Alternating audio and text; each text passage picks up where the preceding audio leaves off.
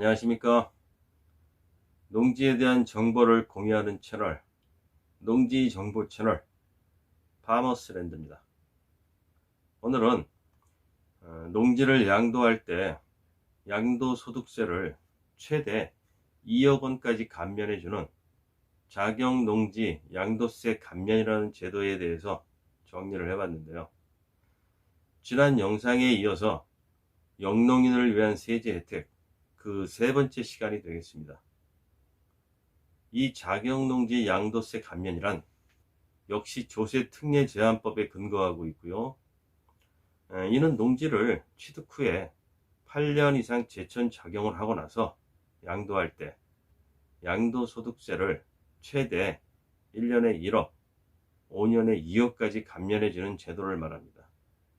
말하자면 8년 동안 열심히 농사를 지은 대가로 나라에서 그에 대한 포상을 주는 것이라고 할까요?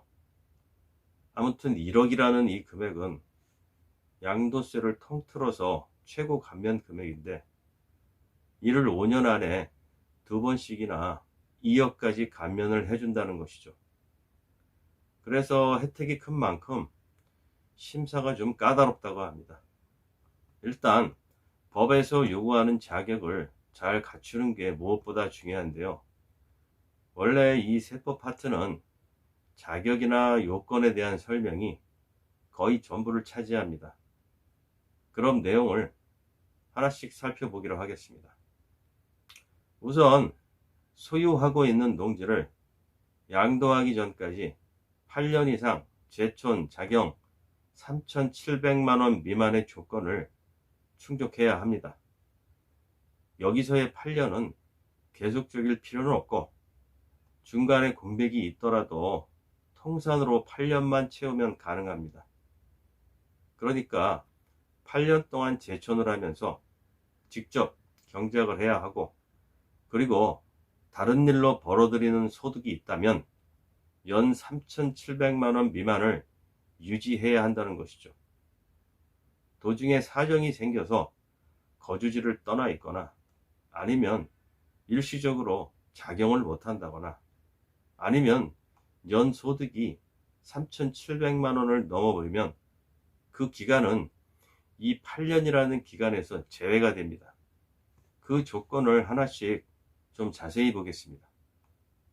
제촌이란 농지의 소유자가 그 농지와 같은 시군구나 연접한 시군구 또는 지도상 직선거리 30km 이내에 거주하는 걸 말하는데요. 이 세 가지 중에 한 가지만 충족하면 됩니다. 또한 거주는 주민등록상의 전입이 아닌 실질적인 거주를 원칙으로 하고 있기 때문에, 설령 주민등록이 거기에 안 돼 있더라도 실제로 거주를 하고 있다면 그걸 증명할 만한 자료를 제출하면 됩니다. 임대로 거주를 하고 있다면 임대차 계약서가 필요할 것이고, 또 그 지역에서 지속적으로 신용카드를 사용한 내역이라든지, 아니면 주기적으로 오랫동안 병원을 다닌 적이 있다면 그 지역에 병원이나 약국 처방 기록, 이런 그 거주를 증명할 만한 모든 문서나 자료들은 다 가능합니다.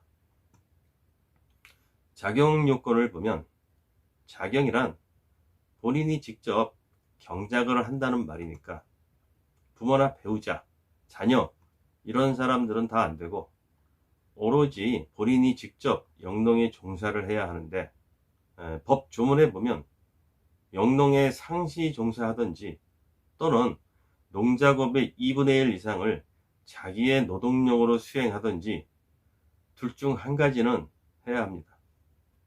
그런데 사실 법 조문에 있는 이 영농의 상시 종사라든가 농작업의 2분의 1 이상, 이런 것들은 담당 공무원이 서류만 가지고 정확하게 심사한다는 것 자체가 아시다시피 현실적으로 정말 쉽지가 않습니다.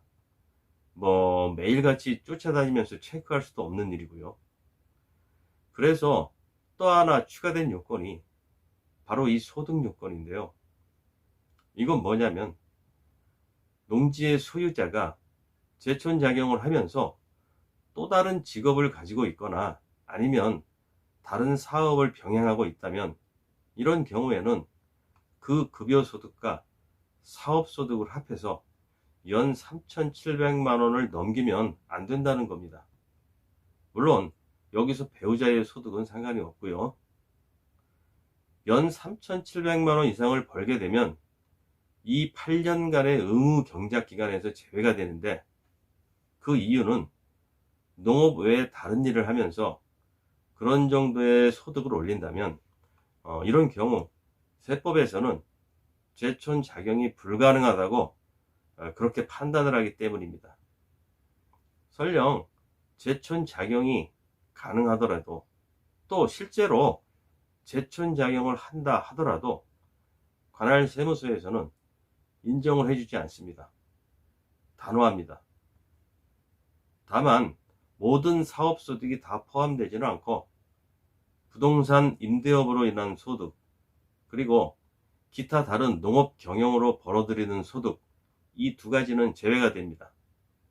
또한 사업소득이 아닌 이자소득, 배당소득, 연금소득, 이런 소득들도 제외가 되는데요. 이런 소득들은 농사일에 지장을 주지 않기 때문에 굳이 여기에 포함시킬 필요는 없겠죠. 그리고 사업자 중에서도 복식부기 의무 대상자는 연소득액이 아니라 업종별로 세법에서 정해놓은 연수입액을 기준으로 하는데요. 즉 말하자면 필요 경비를 빼기 전에 매출액을 가지고 판단하겠다는 것입니다.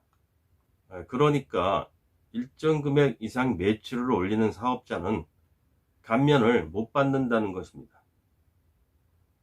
어느 정도 규모가 있는 이런 사업자는 얼마를 벌었느냐가 아니라 얼마치를 팔았느냐를 따지겠다는 것이죠. 이번엔 지역적인 요건을 보겠습니다. 주거, 상업, 공업지역이 아닌 지역에 농지가 소재해야 합니다. 다만 예전에는 농지였는데 무슨 개발이나 그런 이유로 행정구역이 개편이 되면 보통 주위의 농지들이 이런 도시지역으로 편입이 되는데, 이런 경우에는 편입이 된 지 3년이 지나지 않은 농지에 한해서 편입되기 전까지만의 기간을 안분으로 계산해서 감면이 가능합니다. 3년이 지났다면 역시 감면 대상에서 제외가 됩니다. 그리고 또 도시개발로 인하여 농지 외의 토지로 환지 예정지를 지정한 경우에도 마찬가지로 3년을 기준으로 합니다. 그 지정일로부터 3년이 안 지났으면 감면이 되고, 지났으면 역시 감면이 불가합니다. 마지막으로 현황 요건인데요. 이는 농지를 양도하는 당시에 실질적인 농지여야 합니다. 사정상 휴경 중이거나 임대 중인 건 인정이 되지만 그런 게 아니라 아예 주차장이나 야적장 아니면 창고 이런 용도들로 이용이 되고 있다면 아무리 방금 전까지 농지로 이용을 했어도 감면은 물 건너 갑니다. 지금은 항공사진으로 얼마든지 확인이 가능하니까 이거 주의하셔야 합니다. 그리고 또 한 가지 중요한 점, 감면은 저절로 되는 게 아니고 직접 해당 관청에 신청을 해야 합니다. 비과세가 아니라 신청에 의한 감면임을 명심하시고 양도세 신고 시 꼭 같이 감면 신청을 하시기 바랍니다. 그리고 감면액의 한도는 1년에 1억, 5년에 2억까지니까 만일 양도세가 1억이 넘는 농지를 양도해야 한다면 한꺼번에 하지 마시고 5년에 걸쳐서 1년에 한 번씩 2번에 나눠서 그렇게 양도를 해야 절세를 할 수가 있습니다. 네, 이상 8년 자경농지 양도세 감면에 대해서 정리를 해드렸습니다. 다음은 대토농지에 대한 영상을 준비했는데요. 대토농지 역시 양도세 감면에 대한 내용이니까 이 영상과는 자연스럽게 이어진다고 보면 되겠습니다. 8년을 다 채우지 못하고 부득이하게 농지를 처분하고 이농을 하게 된 경우 감면을 받을 수 있는 또 다른 방법이 있습니다. 안 바쁘시다면 계속 다음 영상을 이어서 보시는 걸 권해드립니다. 네, 지금까지 농지에 대한 정보를 다같이 공유하는 채널, 농지 정보 채널 파머스랜드였습니다. 끝까지 시청해 주셔서 감사합니다.